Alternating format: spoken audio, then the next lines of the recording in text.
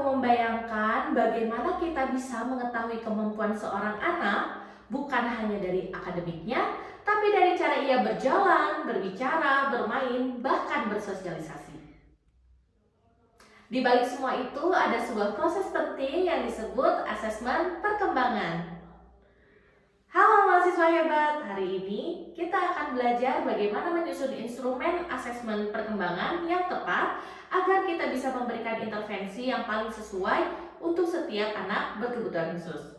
Tahap pertama adalah memahami aspek dan ruang lingkup perkembangan yang akan kita gali. Ada 5 aspek utama yang bisa kita gali, yaitu yang pertama fisik motorik, kedua kognitif, ketiga bahasa dan bicara, keempat sosial emosi, dan yang kelima berkaitan dengan psikologis dasar.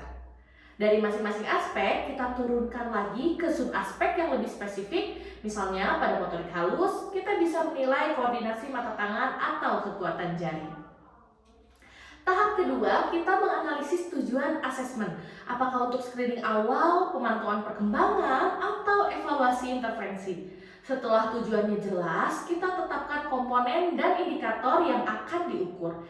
Indikator ini harus konkret, terukur, dan sesuai dengan usia anak. Tahap ketiga adalah menyusun kisi-kisi instrumen.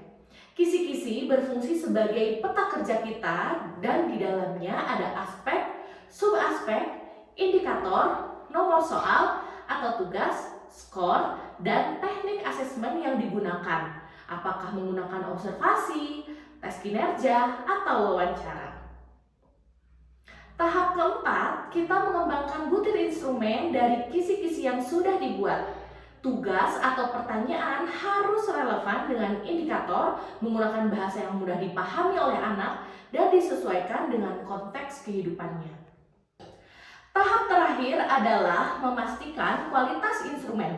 Apakah sudah valid dan reliable, apakah sesuai dengan usia anak, apakah memungkinkan akomodasi jika diperlukan, dan yang terpenting, apakah instrumen ini benar-benar memberikan informasi yang kita butuhkan untuk menyusun intervensi atau pembelajaran.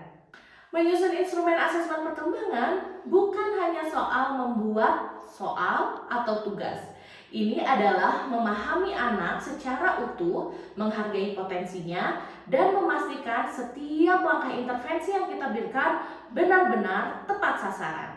Dari hasil asesmen perkembangan, kita juga dapat mencari tahu mengapa perkembangan anak di aspek akademik belum optimal. Ingat, asesmen yang baik adalah jembatan menuju masa depan anak yang lebih cerah. Terima kasih sudah menonton, sampai jumpa di video